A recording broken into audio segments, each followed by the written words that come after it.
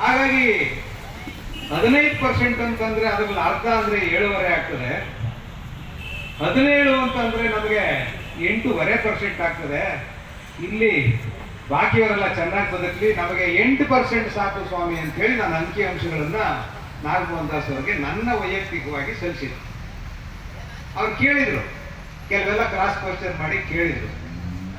ಏಕೆಂತಂದ್ರೆ ನಾಗಮೋಹನ್ ದಾಸ್ ಅವರು ನಾನು 1989ರಿಂದ ನಾನು ಅವ್ರನ್ನ ಬಲ್ಲೆ.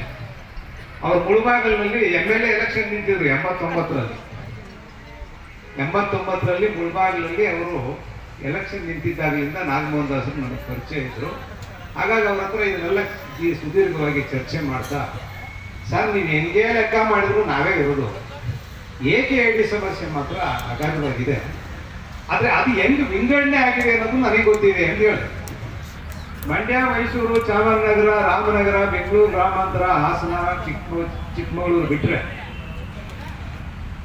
ಇನ್ನು ಎಲ್ಲ ಕಡೆ ಅಂದ್ರೆ ತುಮಕೂರಿನಲ್ಲಿ ಏಕೆ ಅಂದ್ರೆ ಮಾದಿಗರು, ಕೋಲಾರದಲ್ಲಿ ಏಕೆ ಅಂದ್ರೆ ಛಲವಾದಿಗಳು. ಅದರ ಜಿಲ್ಲಾವಾರು ಅಂಕಿಅಂಶಗಳಿದೆ ಸ್ವಾಮಿ. ಈ ಅಂಕಿಅಂಶದ ಆಧಾರದ ಮೇಲೆ ನಾವೇ ಇರೋದು ಅಂತ ಹೇಳಿ ನಾನು ಏನಿದ್ರು ಅಂಕಿಅಂಶದ ಆಟಗಳನ್ನು ಮಾಡಿ ಅವರಿಗೆ ವರದಿ ಕೊಟ್ಟಿದ್ದೆ. ಇರಲಿ ಅದೊಂದು ಭಾಗ. ಆದರೆ ನಾನು ಒಂದನ್ನ ನಿಮಗೆ ರಾಜಕೀಯ ಪ್ರಜ್ಞೆ ಬರೋದಕ್ಕೋಸ್ಕರ ಒಂದು ಮಾತನ್ನು ಹೇಳ್ತೀನಿ. 2024ರ ಸುಪ್ರೀಂ ಕೋರ್ಟ್ನ ತೀರ್ಪು ಬರದೇ ಹೋಗಿದ್ದಿದ್ರೆ ಇನ್ನು 500 ವರ್ಷ ಆಗಿದ್ರು ನಿಮಗೆ ಒಳ ಮೀಸಲಾತಿನ ಯಾವ ರಾಜಕೀಯ ಪಕ್ಷನೂ ಕೊಡ್ತಿರಲಿಲ್ಲ ಅನ್ನೋದನ್ನ ನೀವು ಗಮನದಲ್ಲಿ ಇಟ್ಕೊಳ್ಳಿ. ನಮ್ಮ ಅತ್ಯಂತ ವಿಧೇಯತೆ, ಬಾಬಾ ಸಾಹೇಬ್ರ ಸಂವಿಧಾನಬದ್ಧ ಸುಪ್ರೀಂ ಕೋರ್ಟ್ನ ತೀರ್ಪು ಇವತ್ತು ನನಗೆ ಉಸಿರು ಇಲ್ಲಿ ನಿಂತು ನಾವೆಲ್ಲ ಚರ್ಚೆ ಮಾಡೋಂಗಾಗಿರೋದಕ್ಕೆ ಕಾರಣ ಸುಪ್ರೀಂ ಕೋರ್ಟ್ನ ತೀರ್ಪು. ಹಾಗಾಗಿ ಅಂಬಣ್ಣ ಹೇಳ್ದಂಗೆ ನ್ಯಾಯ ಸಿಕ್ಕೇ ಸಿಗುತ್ತೆ. ತಡ ಆಗಿದೆ, ಸಿಗಲೇಬೇಕು. ಮಧ್ಯಸ್ಥಿಕೆ ವಹಿಸಿರೋದು ಯಾರು? Supreme court. ನೇಮಕಾತಿಗಳು ನಿಂತಿದ್ದಾವೆ, ನೇಮಕಾತಿಗಳು ಭರ್ತಿ ಆಗಲೇಬೇಕು, ತೀರ್ಮಾನ ಆಗಲೇಬೇಕು. ನಾನೊಂದ್ಸರಿ ನಗ್ತಾ ನಮ್ಮ ಸ್ನೇಹಿತರ ಹತ್ರ ಹೇಳ್ತಿರ್ತೀನಿ. ಯಾಕಂದ್ರೆ ನಾನು ಯಾವತ್ತೂ ಕೂಡ ನನ್ನ ಜಾತಿಯವ್ರ ಜೊತೆ ಬಿಟ್ಟು ನಾನು ಬೇರೆಯವ್ರ ಜಾತಿಯವ್ರ ಜೊತೆ ಇದನ್ನೆಲ್ಲ ಮಾತಾಡೋದನ್ನೆಲ್ಲ ವೇದಿಕೆ ಹಂಚ್ಕೊಂಡವನಲ್ಲ. ಅಂದರೆ 100ಕ್ಕೆ 100% ಮಾದಿಗತನನ ಉಳಿಸ್ಕೊಂಡು ಬಂದವನ್ನ. ಈಗೆಲ್ಲ ನೀವೆಲ್ಲ ಹೇಳ್ತಿರಲ್ಲ, ಯಾರೋ ಸ್ವಾಮೀಜಿ ತಕರಾರು ತೆಗೆದಿದ್ದಾನೆ, ಯಾರೋ BSPಲಿದ್ದ ನಾಯಕ ತಕರಾರು ತೆಗೆದಿದ್ದಾನೆ, ಇವ್ರ ಜೊತೆಲೆಲ್ಲ ನೇರ ಅಪ್ಪ ನೀವು ಯಾಕ್ರಿ ಬರ್ತೀರಿ ನಮ್ಮ ವೇದಿಕೆಗೆ, ನೀವು ಬಂದರೆ ಮಿಸ್ಲೀಡ್ ಮಾಡ್ತೀರಿ ಅನ್ನೋದನ್ನು ನೇರವಾಗಿ ಹೇಳಿದ್ದನ್ನ.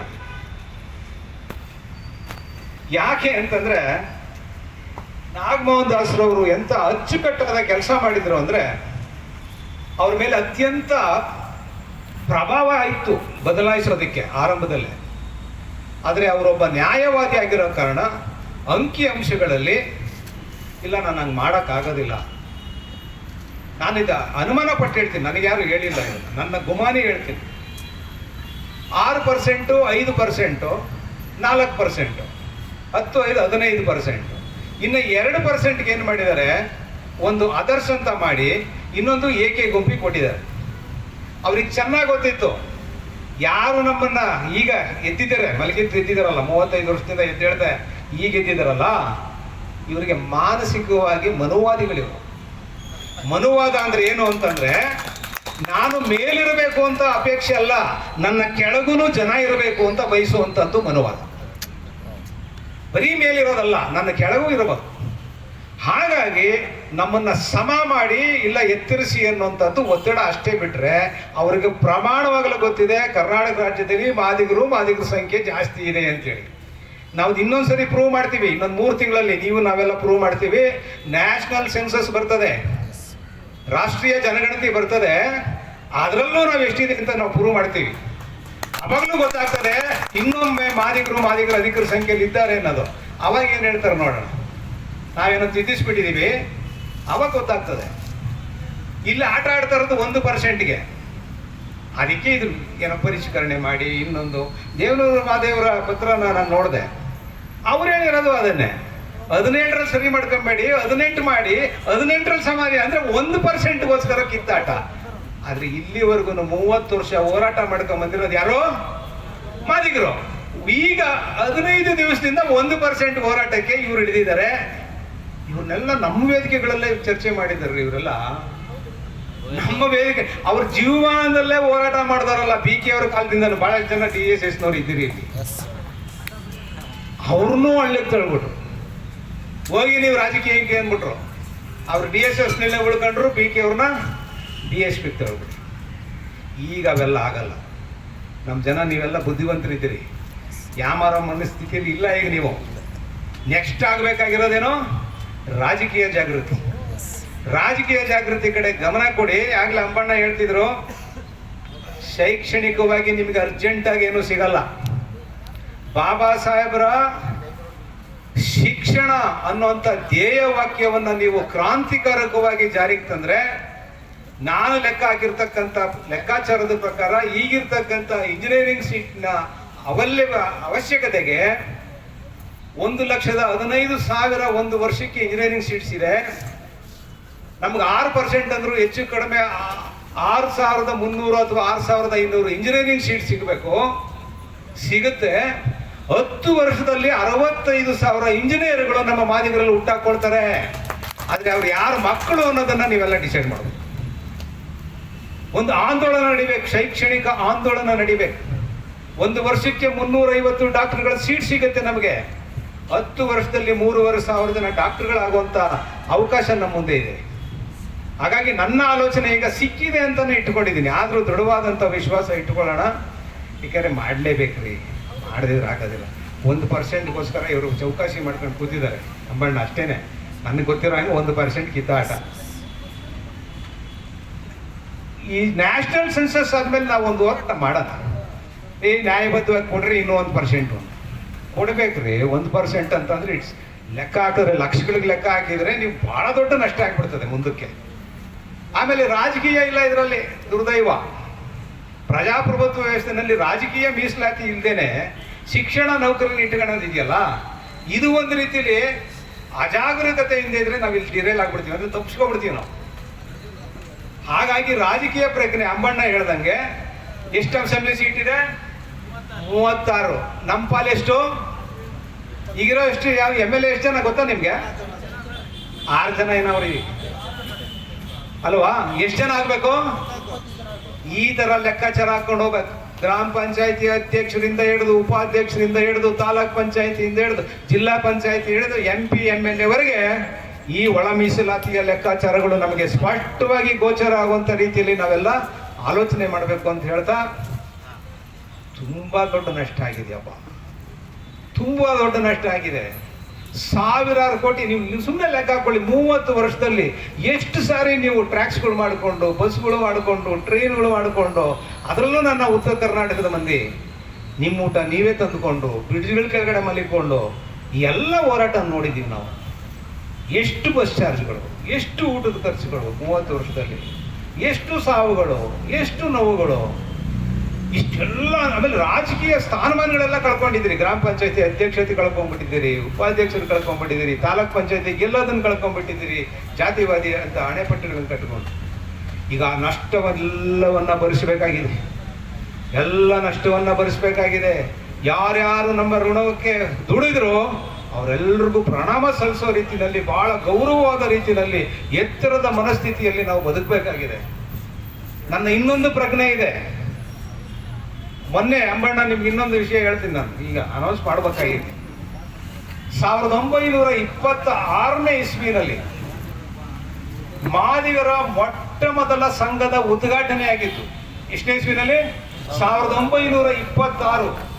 ಮುಂದಿನ ವರ್ಷಕ್ಕೆ 100 ವರ್ಷಗಳಾಗ್ತದೆ. ಆ 100 ವರ್ಷಗಳ ಹಿಂದೆ ಈ ಸಮಾವೇಶಗೊಂಡಿದ್ದು, ಮೊಟ್ಟ ಮೊದಲ ಮಾದಿಗರ ಸಮಾವೇಶಗೊಂಡಿದ್ದು ನೆಲಮಂಗಲದಲ್ಲಿ. ಅದನ್ನ ನೆಲಮಂಗಲದ ಘೋಷಣೆ ಅಂತಾನೆ ಮಾಡಿದ್ರು. ಏನು ಸಾಮಾಜಿಕ ಬಹಿಷ್ಕಾರಕ್ಕೆ ನಾವು ಒಳಪಟ್ಟಿದ್ವಿ, ಆಗ ನಿರ್ಣಯಗಳನ್ನು ಮಾಡಿದ್ರು ನಮ್ಮ ಯಜಮಾನರುಗಳು. ಇನ್ನು ಮುಂದೆ ಮಾದಿಗ ಸಮಾಜ ಸತ್ತ ದನವನ್ನ ತಿನ್ನೋದಿಲ್ಲ ಅಂತ ಹೇಳಿ ಪ್ರಮಾಣ ಮಾಡಬೇಕು ಅಂತೇಳಿ ಕೈಯೆತ್ತಿ ಪ್ರಮಾಣ ಮಾಡಿಸಿ, ಇವತ್ತು ಆ ಪ್ರಮಾಣ ಅನುಷ್ಠಾನಕ್ಕೆ ಬಂದಿದೆ ಅಂಬಣ್ಣ. ಇವತ್ತೆಲ್ಲೂ ಅದು ನಡೀತಾ ಇಲ್ಲ. ಇನ್ನೊಂದೇನು ಮಾಡಿದ್ರು, ಅವತ್ತಿನ ಕಾಲದಲ್ಲಿ ಸೋರೆ ಬುರುಡೆಗಳಲ್ಲಿ, ಕುಂಬಳಕಾಯಿ ಬುರುಡೆಗಳಲ್ಲಿ ಹೆಂಡಗಳನ್ನ ತುಂಬಿಡ್ತಿದ್ರಂತೆ ಮನೆಗಳಲ್ಲಿ, ಮಾದಿಗರ ಮನೆಗಳಲ್ಲಿ. ಇನ್ನು ಮೇಲೆ ಅದನ್ನು ಮಾಡಕೂಡದು ಅಂತ 100 ವರ್ಷಗಳ ಹಿಂದೆ ಪ್ರಮಾಣ ಮಾಡಿದ್ದು ಬಹುತೇಕ ಇವತ್ತು ಯಶಸ್ವಿಯಾಗಿದೆ. ಯಾರ ಮನೆಯಲ್ಲೂ ಹೆಂಡಗಳನ್ನು ಶೇಖರಣೆ ಮಾಡೋ ಮಟ್ಟದಲ್ಲಿ ಇಲ್ಲ. ಅದಕ್ಕೆ ನಾನೇನು ಆಲೋಚನೆ ಮಾಡಿದೆ, ಮೊನ್ನೆ ಮೈಸೂರಿನಲ್ಲಿ ನಮ್ಮ ಪ್ರೊಫೆಸರ್ಗಳ ಜೊತೆ ಚರ್ಚೆ ಮಾಡ್ತಾ ಮತ್ತೊಮ್ಮೆ 2026ನೇ ಇಸ್ವಿನಲ್ಲಿ ಒಟ್ಟು ಸಮಸ್ತ ಮಾದಿಗರ ದೊಡ್ಡ ಸಮಾವೇಶ ಮಾಡಿ ಅಲ್ಲಿ ಇನ್ನೊಂದು ಘೋಷಣೆಗಳನ್ನು ಮಾಡಬೇಕು, ಇನ್ನೊಂದು 5-6 ಘೋಷಣೆಗಳನ್ನು.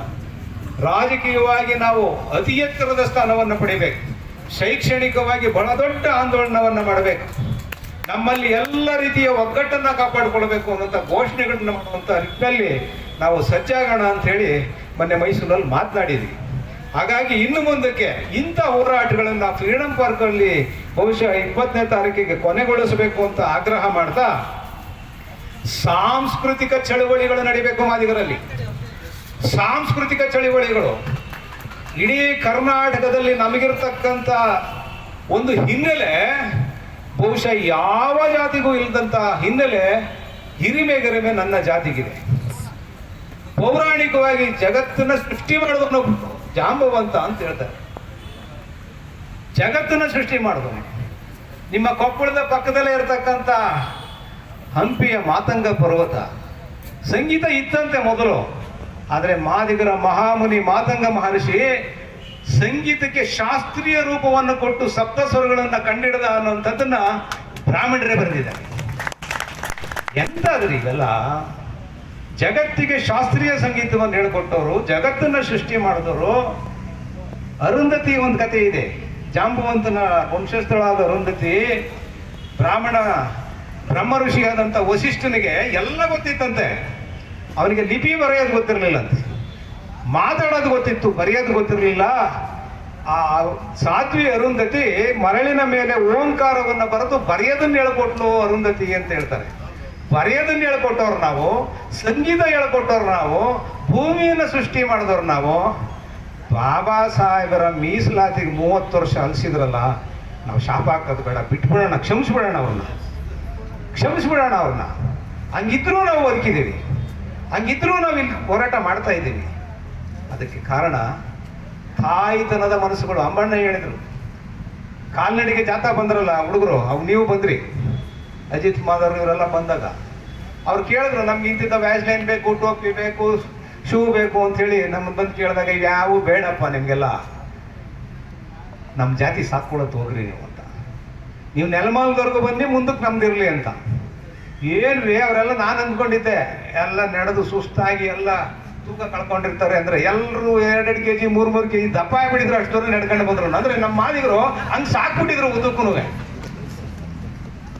ಸಮಸ್ಯೆ ಅಲ್ಲ, ಅವ್ರು ಬೇರೆ ಇನ್ಯಾರ ಹಟ್ಟಿಲಿ ಊಟ ಮಾಡಿರಲಿಲ್ಲ, ನಮ್ಮ ಹಟ್ಟಿನಲ್ಲೇ ಮಾಡಿದ್ರು. ಅಂದ್ರೆ ಒಟ್ಟು ಸಮುದಾಯದ ತ್ಯಾಗ ಬಲಿದಾನ ಇವತ್ತು ಇಲ್ಲಿಗೆ ಬಂದಿತ್ತಿದೆ ಹೊರತು ಯಾರ ಮರ್ಜಿಯ ಕಾರಣಕ್ಕೂ ನಮಗೆ ನ್ಯಾಯ ಸಿಗ್ತಿಲ್ಲ.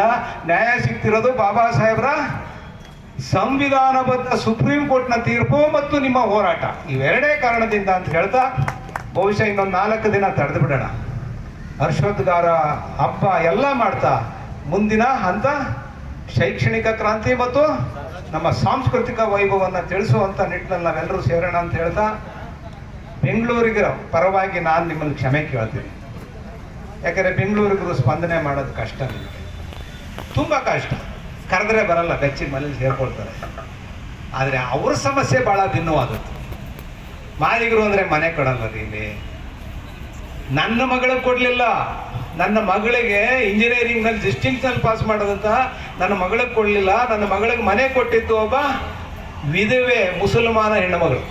ಇದು ನಾವು ಫೇಸ್ ಮಾಡಿದ್ದೀವಿ. ಬಟ್ ನಾವು ಜಾತಿ ಸುಳ್ಳು ಹೇಳ್ಕೊಳ್ಳಿ. ಬೆಂಗಳೂರಿಗೆ ಮಾದಿಗರನ್ನ ಸುಮ್ಮನೆ ಬೈದ್ರೆ ಆಗಲ್ಲ.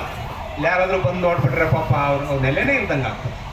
ಹಾಗಾಗಿ ಅವರು ಎಲ್ಲೋ ಒಂದು ಕಡೆ ಮರೆಯಲ್ಲಿ ನಿಂತು ನೋಡ್ತಾರೆ, ಮರದ ಕೆಳಗಡೆ ನಿಂತ್ಕೊಂಡು ನೋಡ್ತಾರೆ, ಮೋಟ್ರ್ ಬೈಕಲ್ಲಿ ಹೋಗ್ತಾ ನಿಲ್ಲಿಸಿ ನೋಡ್ತಾರೆ, ನಾನು ನೋಡಿದೆ ಸರ್ ಅಂತ ನನ್ನ ಹತ್ರ ಹೇಳ್ತಿರ್ತಾರೆ.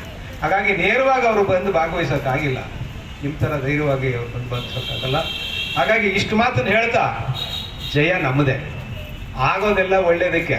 ಒಂದು ಕತೆ ಹೇಳ್ಬಿಡ್ಲ, ಆಗೋದೆಲ್ಲ ಒಳ್ಳೇದಕ್ಕೆ ಅಂತ ಕೇಳ್ತೀರಾ? ಒಂದು ಕತೆ ಬಹಳ ಒಳ್ಳೆ ಮಾರ್ಮಿಕವಾದ ಕತೆ ಇದು. ಆಗೋದೆಲ್ಲ ಒಳ್ಳೇದಕ್ಕೆ. ಕತೆ ಹೆಸರೇನೋ ಆಗೋದೆಲ್ಲ ಒಳ್ಳೇದಕ್ಕೆ.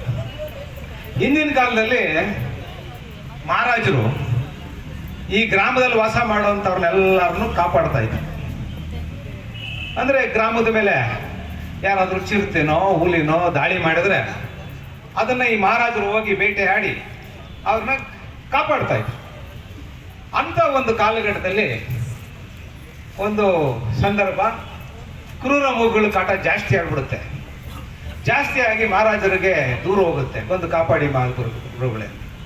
ಮಹಾರಾಜ ಏನು ಮಂತ್ರಿ ಬರ್ತೀನಯ್ಯ ಅಂತಾನೆ, ಮಂತ್ರಿನೂ ಬರ್ತಾನೆ, ಅವರ ಸೈನಿಕರು ಬರ್ತಾರೆ, ಹೋಗ್ತಾರೆ ಆ ವನ್ಯ ಪ್ರಾಣಿಗಳು ಇದ್ದಂಥ ಜಾಗಕ್ಕೆ ಹೋಗಿ ಅಟ್ಟಿಸ್ಕೊಂಡು ಹೋಗ್ತಾರೆ. ಒಂದು ಸಿಂಹ ಬಂದ್ಬಿಡ್ತದೆ ಎದುರುಗಡೆ. ಆ ಸಿಂಹ ನೋಡ್ತಾರೆ, ಅದನ್ನು ಯುದ್ಧ ಮಾಡಕ್ಕೆ ಶುರು ಮಾಡುತ್ತೆ. ಯುದ್ಧ ನೋಡ್ತಾ ನೋಡ್ತಾ ಸೈನಿಕರೆಲ್ಲ ಒಂದ್ ಕಡೆ ಓಡೋಗ್ಬಿಡ್ತಾರೆ. ಮಂತ್ರಿ ಹೋಗಿ ಮರದಿಂದ ಉತ್ಕೊಂಡ್ಬಿಡ್ತಾನೆ. ಇವನು ಕ್ಷಾತ್ರಿಯ ಗುಣ ಹೊಂದಿದಂಥ ಮಹಾರಾಜ ಏನ್ ಮಾಡ್ತಾನೆ, ಸಿಂಹದ ಜೊತೆ ಜಗಳಕ್ಕೆ ಬಿದ್ದು ಯುದ್ಧ ಮಾಡ್ತಾನೆ. ಯುದ್ಧ ಮಾಡ್ತಾ ಮಾಡ್ತಾ ಸಿಂಹನ ಎದುರಿಸ್ಬಿಟ್ಟು ಓಡಿಸ್ಬಿಡ್ತಾನೆ. ಸಿಂಹ ಓಡೋಗ್ಬಿಡ್ತದೆ. ಸದ್ಯ ಓಡಾಯ್ತಲ್ಲ ಅಂತ ನೋಡ್ತಾನೆ, ಕೈಯಲ್ಲಿ ಒಂದು ಬೆರಳು ಕಟ್ಟಾಗ್ಬಿಟ್ಟಿರ್ತದೆ. ಯಾರಿಗೆ? ಮಹಾರಾಜನಿಗೆ ಒಂದು ಬೆರಳು ಕಟ್ಟಾಗ್ಬಿಟ್ಟಿರ್ತದೆ. ಸೈನ್ಯ ಓಡೋಗಿರ್ತದೆ. ಮಂತ್ರಿ ಬರ್ತಾನೆ ಹಿಂದೆಯಿಂದ, ಮಂತ್ರಿ ನೋಡಯ್ಯ, ಯುದ್ಧದಲ್ಲಿ ಸಿಂಹದ ಜೊತೆ ಕಾಳಗದಲ್ಲಿ ಒಂದು ಬೆರಳು ಕಳ್ಕೊಂಡ್ಬಿಟ್ಟಿದ್ದೀನಿ ನಾನು. ಈ ಮಂತ್ರಿ ಏನ್ ಮಾಡ್ತಾನೆ, ಪ್ರಭುಗಳೇ ಆಗೋದೆಲ್ಲ ಒಳ್ಳೇದಕ್ಕೆ ಅಂತ. ರಾಜನ ಕೋಪ ಬಂದ್ಬಿಡ್ತದೆ. ಅಲ್ಲಯ್ಯ, ನನಗೆ ಬೆರಳು ಕಟ್ಟಾಗಿದ್ರು ಆಗೋದೆಲ್ಲ ಒಳ್ಳೇದಕ್ಕೆ ಅಂತೆಲ್ಲ, ನೀನೆಂತ ದೂರ್ತ ಮಂತ್ರಿ ಅಂತೇಳಿ ಜೋರಾಗಿ ತಳ್ತಾನೆ. ಅವನೊಂದು ಹಳ್ಳಕ್ಕೆ ಬಿದ್ದೋಗ್ಬಿಡ್ತಾನೆ. ರಾಜ ಹೊರಡ್ತಾನೆ. ಅವನು ಕುದುರೆನೂ ಇರಲ್ಲ, ನಡ್ಕೊಂಡು ಹೋಗ್ತಿರ್ತಾನೆ. ಕಾಡು ಜನರು ಹಿಡ್ಕೊಂಡ್ಬಿಡ್ತಾರೆ ಅವನು. ಯಾರನ್ನ? ಮಹಾರಾಜನ್ನ ಕಾಡು ಜನರು ಹಿಡ್ಕೊಂಡ್ಬಿಡ್ತಾರೆ. ಆವತ್ತು ಅಮಾವಾಸ್ಯೆ, ಅವ್ರಿಗೆ ಒಂದು ನರಬಲಿ ಕೊಡಬೇಕು. ರಾಜ ಸಿಕ್ಕ ಅಂತ ಹೇಳ್ಕೊಂಡು ಹೋಗ್ಬಿಡ್ತಾರೆ. ಹಾ ಹೋ ಅಂತ ಹೇಳಿ ಅವನ್ನ ಕರ್ಕೊಂಡು ಹೋಗಿ ಬಲಿ ಪೀಠದ ಮೇಲೆ ಮಲಗಿಸ್ಬಿಡ್ತಾರೆ. ಮಲಗಿಸಿ ಅವನು ಆ ಕಾಡಿನ ಪೂಜಾರಿ ಇರ್ತಾನಲ್ಲ, ಅವನ್ ಕತ್ತಿ ತಗೊಂಡು ಇನ್ನೇನು ಕತ್ತಿ ಕಡಿಬೇಕು ಅವನ್ನ ಬೆರಳು ನೋಡ್ತಾನೆ, ಕೈ ನೋಡ್ತಾನೆ, ಬೆರಳಿಲ್ಲ. ನಿಮ್ಗೆಲ್ಲ ಗೊತ್ತಿರಬೇಕು, ಹಂಗ ಊನ ಆಗಿದ್ರೆ ಬಲಿ ಕೊಡಲ್ಲ. ಇವನ್ಗೆ ಬೆರಳಿಲ್ಲ ಕಣಯ್ಯ, ಬಿಟ್ಬಿಡ್ರಿ ಅಂತಾನೆ. ಅವಾಗ ಮಹಾರಾಜ ಅಂತಾನೆ, ನೋಡಯ್ಯ, ನನಗೆ ಪಾಪ ಆ ಮಂತ್ರಿ ಹೇಳಿ ಸರಿ ಹೋಯ್ತು, ನನ್ ಬೆರಳು ಕಟ್ಟಾಗಿದ್ದಕ್ಕೆ ಇವತ್ತು ನನ್ನ ಪ್ರಾಣ ಉಳೀತು. ಪಾಪ ಅವನು ಹೇಗಿದ್ದ, ಏನಂತ ಹೇಳಿದ್ದ, ಆಗೋದೆಲ್ಲ ಒಳ್ಳೆಯದಕ್ಕೆ ಅಂದಿದ್ದ. ಹಂಗಾಗಿ ನಾನು ಬದುಕ್ರೆ ಸರಿ, ಇವನ್ನ ಬಿಟ್ಟು ಕಳಿಸ್ತಾರೆ. ಪಾಪ ಅವನ ಮಂತ್ರಿನ ಎತ್ಬಿಡೋಣ, ಅವನೆಲ್ಲ ಹಳ್ಳಕ್ಕೆ ಬಿದ್ದವನೇ ಅಂತ ಹೇಳಿ ಅವನ್ನ ಹೋಗಿ ಹುಡಿಕೊಂಡು, ಬಾರಯ್ಯ ಮಂತ್ರಿ ಎಂದೆ, ನೀನು ತಪ್ಪಾಯ್ತಪ್ಪ, ನೀನು ಹೇಳಿದ್ದು ಒಳ್ಳೇದಾಯ್ತು ಕಣಯ್ಯ, ಬಾ ನೀನು, ನನ್ನ ಪ್ರಾಣ ಉಳಿಸ್ದೆ. ಯಾಕೆ ಏನಾಯ್ತು ಅಂದಾಗ ಇದನ್ನ ನಡೆದೇ ಹೇಳ್ತಾನೆ. ತಕ್ಷಣ ಮಂತ್ರಿ ಅವನ ಕಾಲು ಬಿಡ್ತಾನೆ. ಅಯ್ಯೋ ಮಹಾರಾಜ, ನೀನ್ ನನ್ನನ್ನು ಹಳ್ಳಕ್ಕೆ ಬಿಟ್ಟಿದ್ದು ಒಳ್ಳೇದಾಯ್ತು, ನಿನ್ ಜೊತೆ ನಾನು ಬಂದಿದ್ರೆ ನನ್ನ ಬೆಳ್ಳಿಗಳೆಲ್ಲ ಚೆನ್ನಾಗಿದೆ, ನನ್ನ ಕಲ್ಪಿಸಿ ಹಾಕ್ಬಿಟ್ಟಿದ್ರೆ. ಈಗ ನಾನು ಇದನ್ನ ಎಲ್ಲಿ ತಾಳೆ ಮಾಡ್ತೀನಿ ಅಂದ್ರೆ, ಜ್ಞಾನ ಪ್ರಕಾಶ್ ಸ್ವಾಮೀಜಿಯವರೇ, ಇವಾಗ ಅರ್ಥ ಆಗೋಯ್ತು ನಮಗೆ, ಆಗಿದ್ದೆಲ್ಲ ಒಳ್ಳೇದಾಯ್ತು. ನಿಮ್ ವೇದಿಕೆ ಬೇರೆ, ನಮ್ ವೇದಿಕೆ ಬೇರೆ.